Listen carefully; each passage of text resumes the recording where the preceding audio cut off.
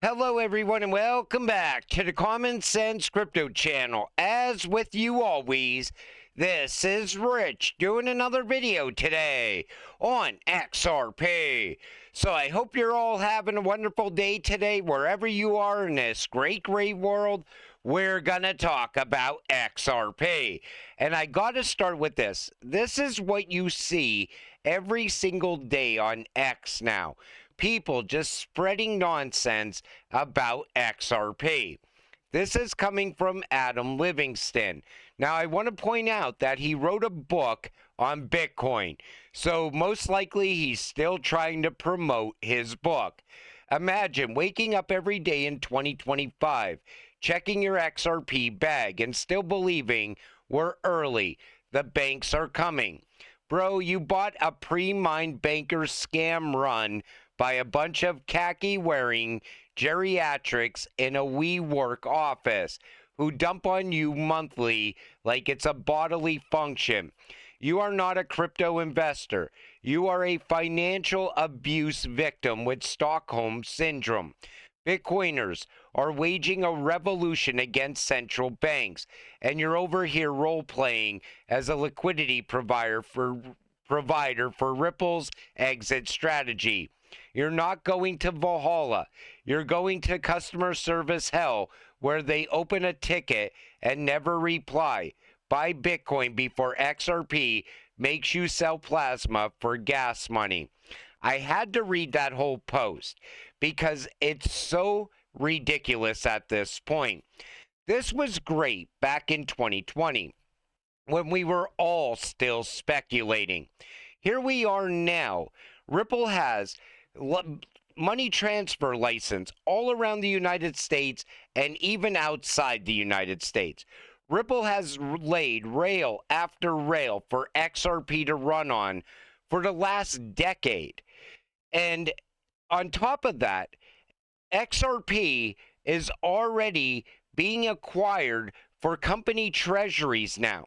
You know why they're so worried about XRP?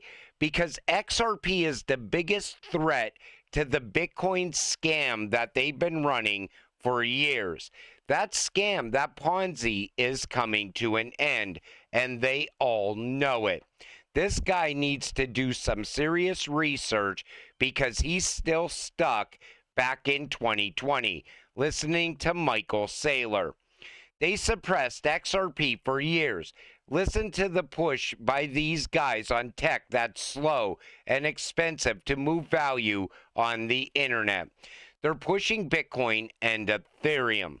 Here's the problems with Ethereum. Take it from an Ethereum core developer. He's going to tell you the facts. I said, I'm going to keep an open mind. I don't care what they pay me. I don't care if they pay me. I want to maximize learning. I want to travel. And thank you, Ethereum Foundation, for giving me the opportunity to do that. It was very eye-opening. But after a year, 18 months, I was like, holy shit, like, what am I really doing here? I'm really pumping Joe Lubin's bags. All due respect to Joe Lubin and all the other, Ethereum whales. It's just not what I want to do. And the reason for that was largely the pre-mine, right? Because at that moment, 70%, 70% of all the Ether in existence, as of a couple of years ago, had been distributed in the pre-mine. Today, it's about 60%. It's been diluted a little bit, right? So I don't know where you draw. I don't know what the right number is. I mean, we will never have another Bitcoin. We'll never have another immaculate conception. Again, I don't know if the right number is 10%, 15%, 20%. You could draw the line wherever you want. 70, 80, 70, 60 it's too much. It's just too much by almost an order of magnitude. And who are the biggest holders within that? I know Vitalik, but I don't. Vitalik's holdings are public, by the way. He's very transparent. And I don't. The strange thing about Vitalik is I don't see him as financially driven. He's not. Trust me, I know him. He's not. Yeah. Whereas Joe Lubin clearly is. He's a businessman. Yeah. So Vitalik, Joe Lubin, who are the other key? Charles Hoskinson, perhaps. I mean, here's the thing: we other than the very small number of people like Vitalik who are public, also the Ethereum Foundation multi-sig wallet address is public. We don't know. Okay. We don't know. I can assume that the people who happen to be the crypto bros that happened to be in the room at that time and the very small number of investors who kind of got Ethereum circa 2015 did very well. Okay. Right. All right. So you've joined the foundation. But the point is, it's on the order of a few hundred people, maybe 1,000, maybe a couple thousand people. Right? It's a very small number of people. But within So the people at the top, the people that got all these bags back then, the whales, the Ethereum whales, they're always the ones hyping up Ethereum, promoting Ethereum the hardest because they want to pump their bags as well. There's not just Bitcoin maxis out there. There's a whole nother scandal around ETHgate. And ETHgate, when that all comes breaking down, which I think will eventually, a lot of names that you already know, I'm sure will be out there in the mainstream media. But Peter Brandt is also speaking the truth. Bitcoin is an asset, folks. It's an asset. Get a life. Those who believe Bitcoin will right all the wrongs in their life will be greatly disappointed. The thing is, they talk about Bitcoin. First of all, they act like it's not a cryptocurrency. They act like it's something that was handed down from the gods and it's special. There's nothing special about it. It was the first cryptocurrency. That's it. And they push scarcity the most. They act like it's the only scarce asset in existence. Yet there's even less QNT than there is Bitcoin. And QNT has a ton of utility. It's going to be the glue holding the entire new financial system together. So there's nothing special about Bitcoin. And I think a lot of people are starting to speak the truth on it now because they're even getting fed up holding up the belief system and the hype system. And Chad Steingraber summed it up. I could tell you with 100% accuracy that TradFi doesn't care less about the crypto tribalism you see on X. You know, the big institutions that are about to flow into this space, they don't care about the tribalism. They don't care about the XRP community fighting with the XLM community or the XRP community fighting with the HBAR community. And, you know, those communities should be coming together because XRP is not fighting XLM. XRP is not fighting HBAR. In fact, they're all going to work together inside the new financial system. But then there's Bitcoin maxis. And what is the one thing they always push? That they're going to take down the US dollar. Yet, right now, they're hoping that the US government stockpiles Bitcoin. Now, how does that make sense in any way? Also, they pretend to be fighting the banks. At the same time, they're wishing the banks would talk about Bitcoin. The fact is, the banks are starting to talk about Ripple and XRP. Even now on the mainstream media news, you're starting to see people drop Ripple and XRP out there on the mainstream media news. Because some people, they want to tell other people, listen, if you invest in this asset, this is what it does. This is why you should have it in your portfolio. This is how you get financial freedom. Some people care about others, and some people only care about themselves. This comes from Black Swan Capitalist. The question isn't when moon. If we're talking about XRP, that's outdated. The real question is, how much longer will artificial suppression hold when the same institutions enforcing it are getting ready to flip the switch and run the system on Ripple XRP infrastructure? And that's what's going on. Right now, I believe they're keeping the price low so that some of these big names out there can acquire as much XRP as they can before that flip of the switch moment, before the banks come out of the testing phase. This comes from Good Morning Crypto. Ripple has $1.5 billion in cash, plus an additional 4.5 billion XRP on blockchain addresses. Imagine the companies Ripple can acquire with a balance sheet that deep. You know, that's what's making me think Ripple's not going to do that IPO. They really don't need the money.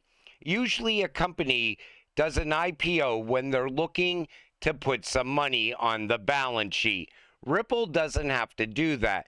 In fact, I would love to see some more acquisitions from Ripple this year. And this one hits hard. Imagine playing Monopoly and never buying any asset or investment that generates income. Imagine you just went around collecting $200, giving your money to the rich, and trying to stay out of jail. Sounds ridiculous, right? That's how most people live their lives.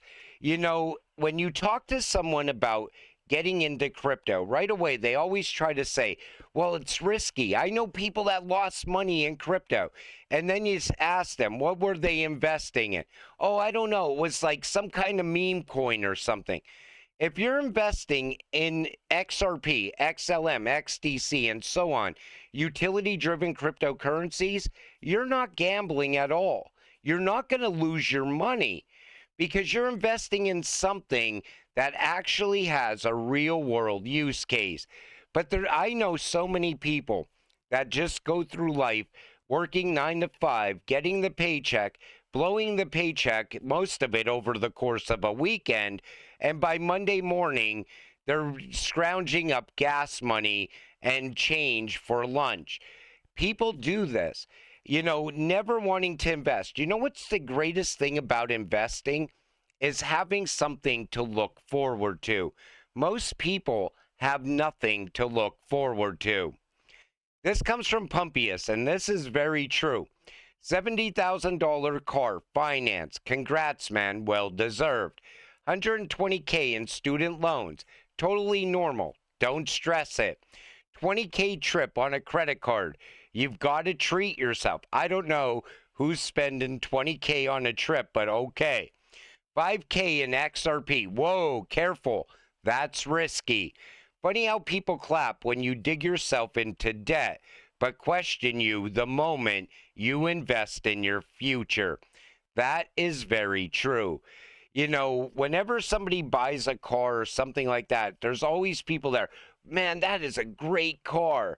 You know, whenever you talk about, oh, I'm going to go on this fancy trip like a cruise or something, people will be like, oh, that's great. You definitely deserve a vacation.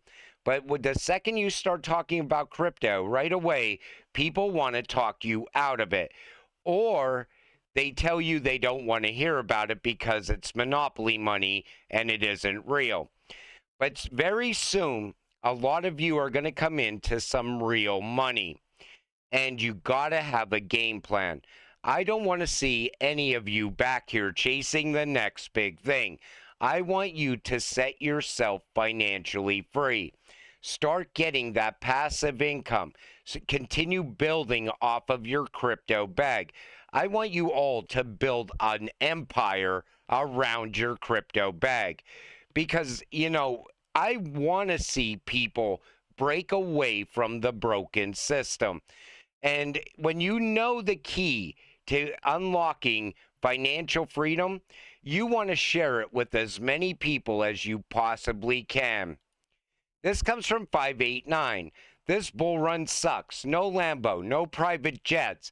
My mom still thinks crypto is fake. I'm ready for that life-changing generational wealth I was promised. Any day now. You know what's crazy? I don't see too many people talking about the Lambo anymore.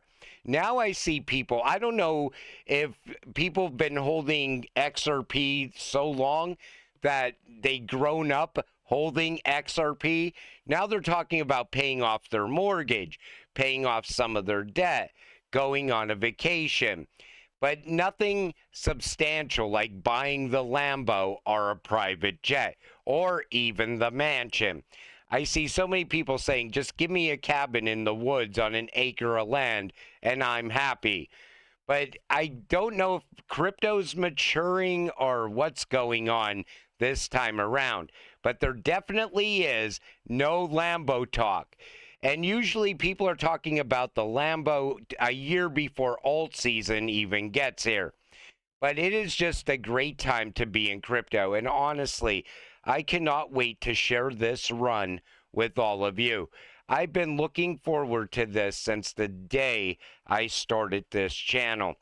Getting to the point where we're all making life-changing money together. And soon that will happen. We are only weeks away from it. But until it does happen, stay patient, stay positive, and let's get rich together. With that said, I'm going to wrap up this video. I want to thank you all for watching. I appreciate all of you. I'll see you in the next one. Have a great night.